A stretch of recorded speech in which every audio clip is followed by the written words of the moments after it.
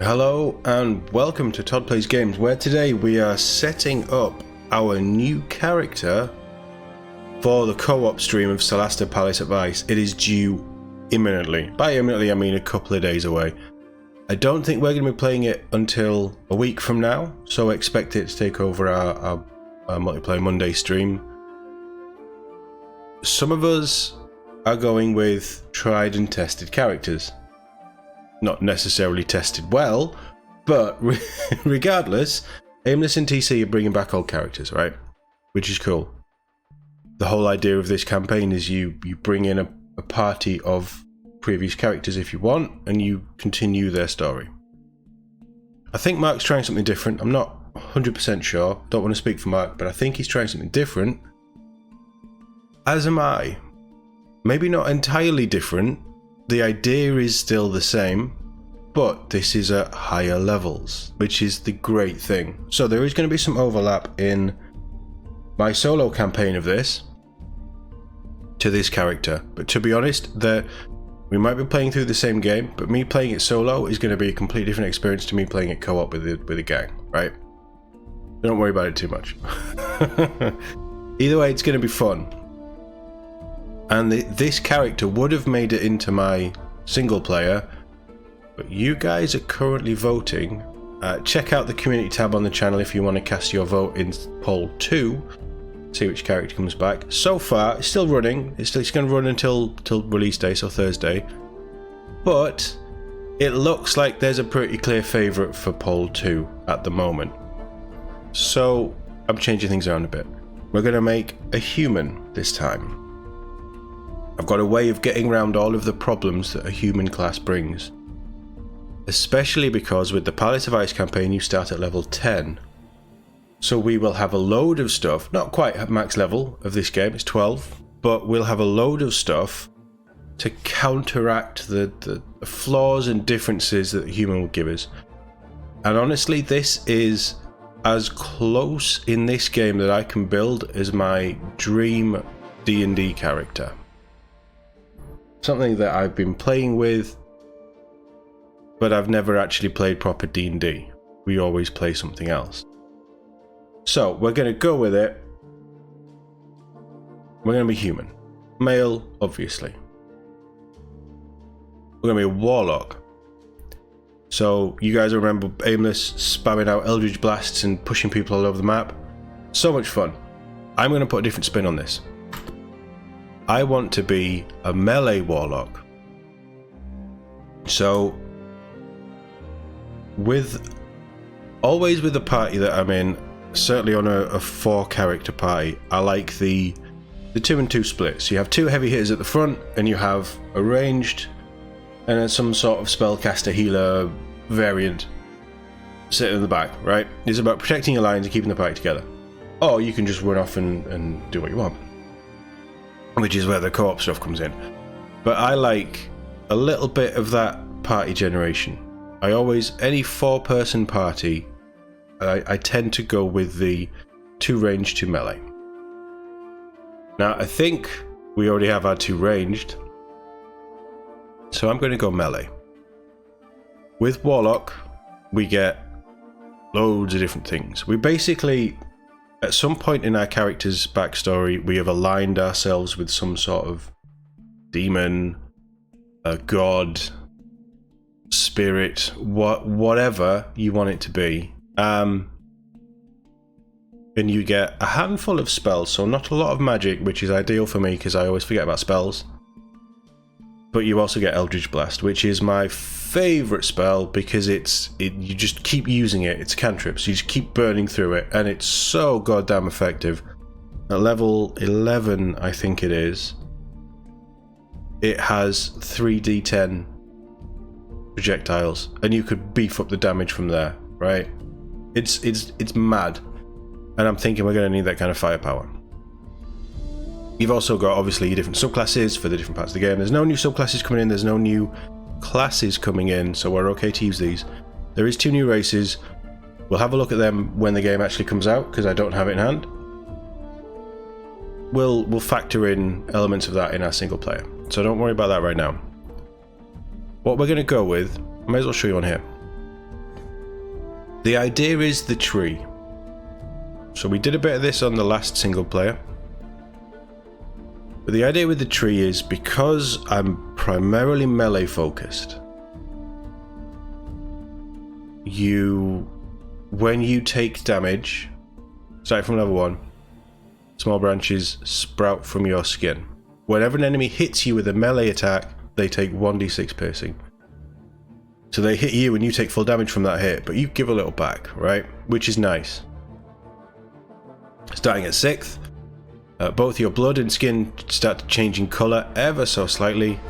You get a nice tan, right? You can't be poisoned, you gain resistance against poison and necrotic damage. Okay, so there's a bit of poison in this, but necrotic is huge in the first campaign, and I have a feeling in a Palace of Ice we might be dealing with some necrotic. So, and then level 10, which we will start with, which is cool. Explosive growth starting from level 10 once per short rest, and with a warlock you short rest all the time because that's when you get your spells back.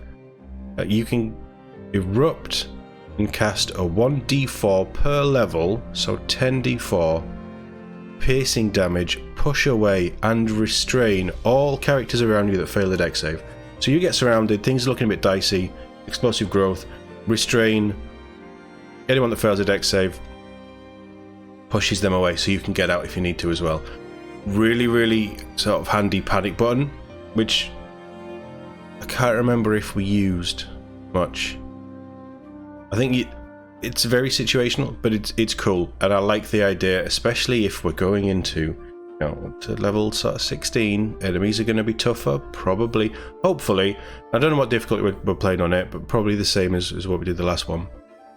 Hopefully we're going to get a bit more mobbed and swarmed, and you're going to feel that panic a little bit more. So that's going to be really handy.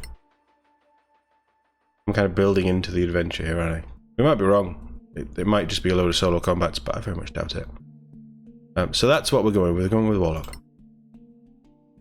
And we pick tree here because you get that level 1 bonus, obviously.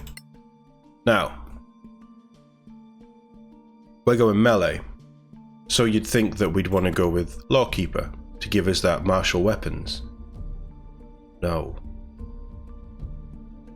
The only way, without burning feats, of which we'll have 2 while we level up to hit level 10, but the only way without burning feats to get medium armor, which I'm okay with, I'm happy with medium armor, is sellsword.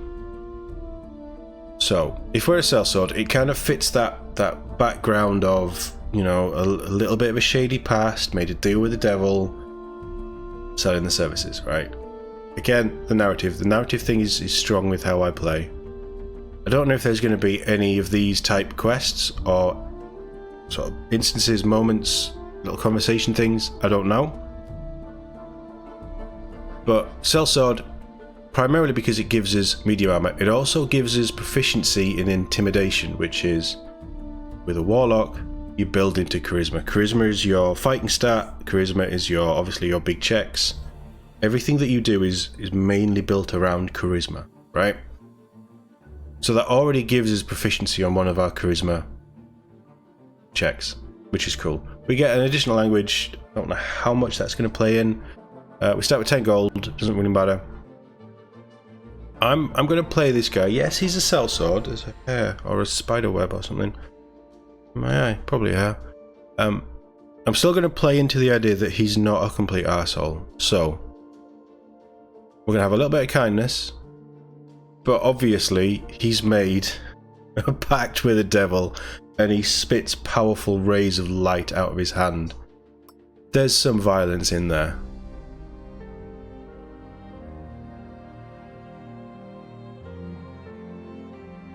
And obviously, off the back of that, there's a bit of ego. Right, he's not a massive prick, he's a bit of a prick.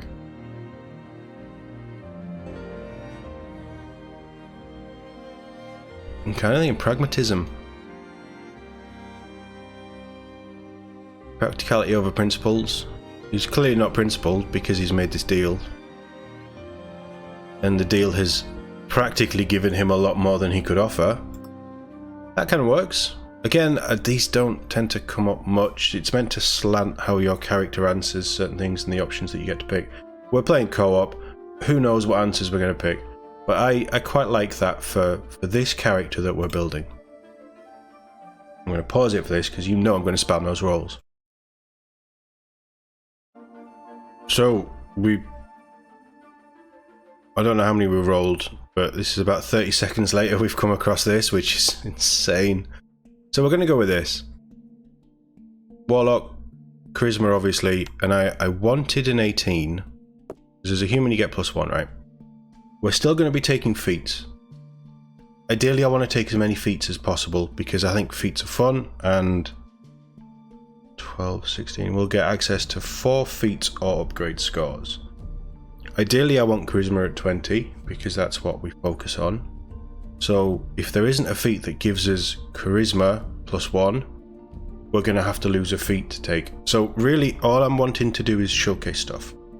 But he's also made a deal with the devil, or a tree in this case, a tree spirit. It's the Great Oak from Zelda. Is it the Deku tree, the old Deku tree?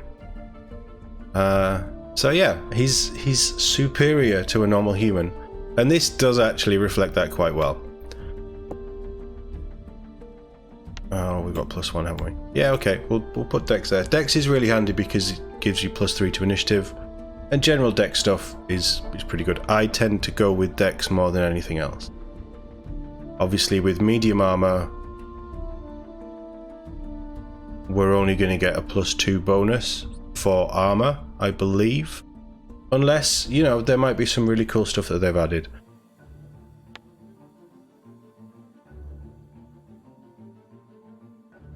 You know what? I'm gonna go Wisdom. So Charisma obviously, because he is a quick talking, quick thinking, quick drawing fighter. Sellsword, he's been around a bit, he knows a few people, he knows his way around, he's also got this weird old tree backing him up. Constitution, health, makes sense, he's aligned with the tree now, so he's got a decent sized health pool. Dex, I like Dex, we've gone through Dex. Wisdom, because he's backed up by this old tree. It's probably some sort of elvish god, they probably dance around it on a monthly basis, I don't know. But Wisdom sort of fits, because he can be wise because of this. He's certainly not intelligent for making the deal. So 10 on intelligence, we got no bonuses at all, which like a minus would have been okay because it's not very smart to do this kind of thing, or maybe it is and he's just gonna make us all look like idiots for doubting him. And then strength, something is nice, and it sort of makes sense as well. Being human, always as a human we're more motivated if we're, you know, we're moving. Before ancient trees empower us with things, if we're going to do something, it's going to be strength based. We're humans, right? Our bodies are made of muscle that contract and expand and build as we use them, and if you're a sellsword, you're probably fighting a lot, so you're probably, you know, you've got a bit of strength there to swing a sword or a club or a spear or carry a shield, whatever. It's a headcanon wise, that actually fits really nicely. And they're insanely good stats. Like, alright, I've rolled them quite a few times, but there were stats better than this. And I just, because I was in the process of just hitting the reroll, I lost them. So, you know, it's part of the fun of it, but these are very good. And honestly, what would have been cool is if this let you manually put in your own dice scores. I'd have just rolled 3d6s, sorry, 4d6s, and done it properly, because I think that's quite cool. I like that. But anyway, that's our stats. Class skills, intimidation is good, deception makes sense, you know. We're a sellsword who worships a tree.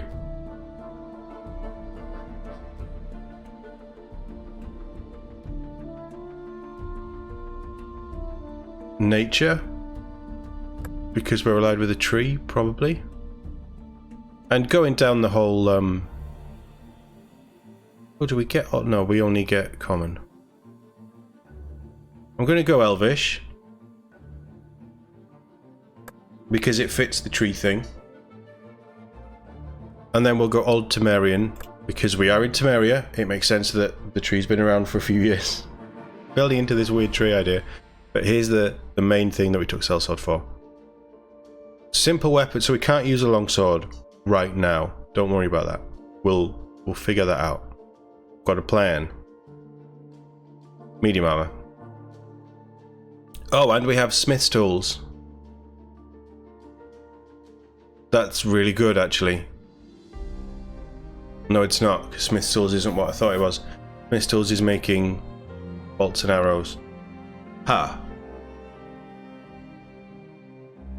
There's 3 other party members, they can work out how to craft stuff. That's fine. Obviously, we're going to take Eldritch Blast. Poison Spray would work. Chill Touch is very nice. So, Chill Touch is... oh, we're getting 2 extra dice with it as well. But Chill Touch is... it's necrotic and it stops people from healing, which is so handy. It's screwed me over many times. But Eldritch Blast is... bearing in mind we're building him at level 1 and there's hopefully going to be a point where it takes you up to level 10 before you start the story. So there's going to be more to this. This is like an introduction to the character. Hopefully on stream you'll see more. I think I'm going to take Dazzle. Because I really like the idea of...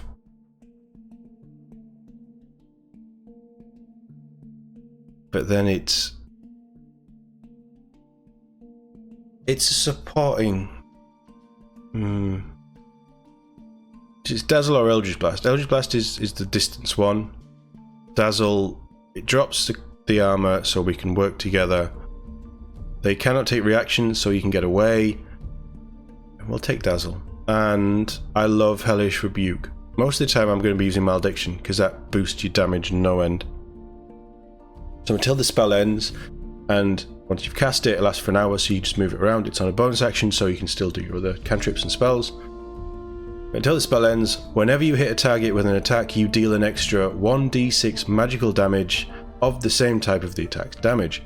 It's really nice.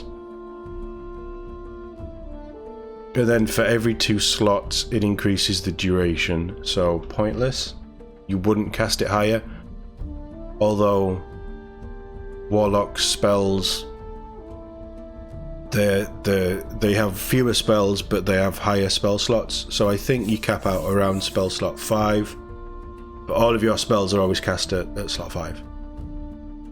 They're cool, they're clever, they're good fun.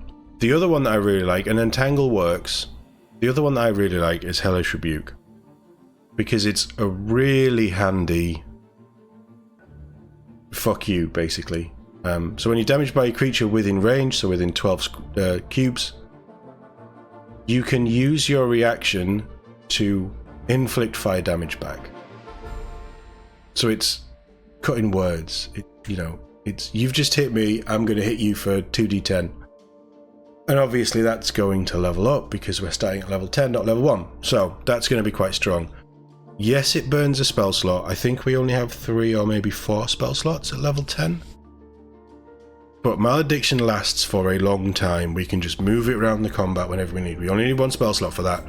Hopefully the others, when we get them back on short rests, we can just burn through. So Hellish Rebuke is quite nice just to fire back at them. I love Hellish Rebuke. The other one that I might have taken was Charm Person. We'll see what other options we get when we level up. And then I'm going to burn through this. I'm aware we're at almost 20 minutes. So I'm going to burn through this, and then we'll see what it looks like at the end. And here we have Thraine. Thraine it's a shortening of a name that I've used many games, many sort of MMOs and things that I've played. Thraine, which was my Lord of the Rings character in Lord of the Rings Online for 15 years ago, 16 years ago. when it first came out. It's got shortened over time. But this is Thraine. This is as true to the D&D character that I envisioned in Lockdown, right? We've got the Nordic kind of shaven braid going on at the back. Keeps the hair out the way when you're fighting. You don't want it covered in blood when you're hacking people to pieces, so it just keeps the hair out the way. Obviously a beard, because I can't grow a Nordic braid. I've got to go with a beard. Fought some sort of animal. So in my head it was like he's fought some sort of animal. It's beaten the crap out of him. Probably a bear. Probably a green spirit bear, because we know how dangerous they are. And he's slumped up against this tree in this forest, or whatever element of in this forest. Bleeding out, dying, battered to hell.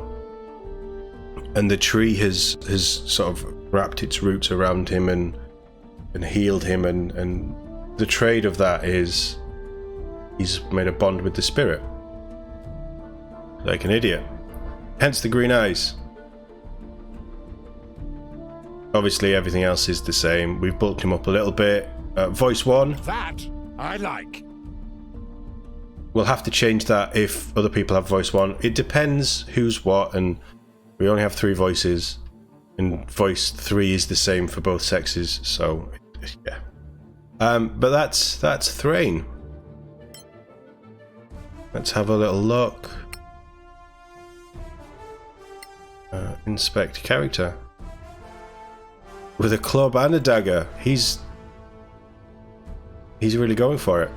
Equipment wise, we've got healing potions, we've got our scroll kit. I don't know why we've got a scroll kit. I didn't change this stuff because it doesn't really matter. We've got a warlock armor that we'll be changing pretty quickly because we need medium. And I thought a crossbow actually would be quite handy because, you know, somebody can use a crossbow. TC or aimless will be able to use a crossbow at the very least. I don't know if they start with them. So yeah, that's cool. And weapon wise, it doesn't really matter what we have because we're going to be changing as we progress through. I think it's around level 3 we get to choose an aspect of our bond, and the aspect that we'll be going with is Pact of the Blade. In fact, can I give you a sneak peek of that? Level up. Oh, I can.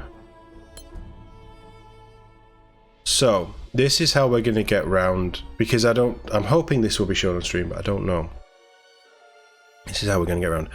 Agonizing Blast adds our charisma bonus to a damage for Eldritch Blast. So obviously, the other one that I'm going to take, which gets us round the human failing of not having dark vision, is Devil's Sight.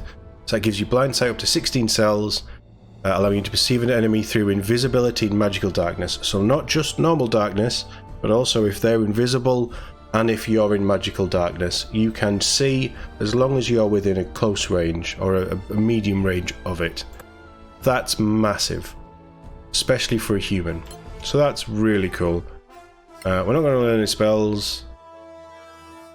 We'll take Charm Person. I don't know if it will come into play, but being able to flip an enemy to an ally is potentially very handy. Let's do that again so I can show you level 3 what we're going to do. You might have figured this out. So we get Pack Magic and we get to choose our class feature. We are going to go Pact of the Blade. So Pact of the Blade means that we become proficient with martial weapons, so that's swords, that's anything more fancy than a dagger and a club basically. And it also imbues the weapons that we wield with the capability to overcome resistance or immunity to damage from non-magical weapons. So it can turn a non-magical weapon into a magical weapon, in simple terms. Which is massive. And as we go down the line, there's certain things you can do in the invocations with the Pact of the Blade. One of them that we'll be taking before level 10 that I'm happy to talk about is Thirsting Blade. So this means that you get your second attack. So we'd have 2 attacks, instead of the one that the Warlock normally has, which helps you more build into that melee kind of class. So that's what we're going. I mean, another one obviously that we're going to be going with is Eldritch Spear at some point, hopefully soon, because that means you can ignore cover, which means you're going to hit more often and your DCs are easier to hit the target. Repelling Blast is always fun. That was the old aimless, push them away 2 cells when you hit. So we'll be taking that as well. Life Drinker is a very nice one because that helps to build up your damage again. So when you hit a creature with a weapon attack, and you can only take this from level 12, so we won't be getting this straight away, but as we progress through the game, through the streams. When you hit a creature with a weapon attack, the creature takes extra necrotic damage equal to your charisma modifier. Hopefully by that point we'll have got that up to 20, so we'll be on a +5, potentially even higher. So it's all built around charisma. And it depends what other gaps we need to fill. There's some things in here that are quite cool. Like when you are in an area of dim light or darkness, you can use your action, so it's burning an action, but you can use your action to become invisible until you make an action, so which is, you know, sneaky little things. There's a lot of good things in the Warlock build. This is why I love Warlocks, and yeah, so that's where we're at. We're with that's where we're at with Thraine. I'm looking forward to getting this started. I hope you guys are looking forward to watching it, because we're going to have a lot of Solasta coming. Probably a week today, next Monday, is when we're going to kick off the co-op campaign. But we'll be kicking off the solo campaign. I won't be streaming that one, just so I can play through it, burn through it as fast as possible. Not streaming the solo campaign, are streaming the co-op campaign, like we did with the previous ones. But there's a lot of Solasta Palace of Ice coming very soon, and I am so excited to get back into it. And after we've done this, we may have some time to squeeze something else in before Baldur's Gate 3. And I'm so hyped for Baldur's Gate 3. But this is all about Solasta hype. Let me know what you think in the comments. Are you interested in seeing how badly Thraine can roll? Because we know it's going to happen at some point, right? Thank you very much for watching. I'll see you all in the next one.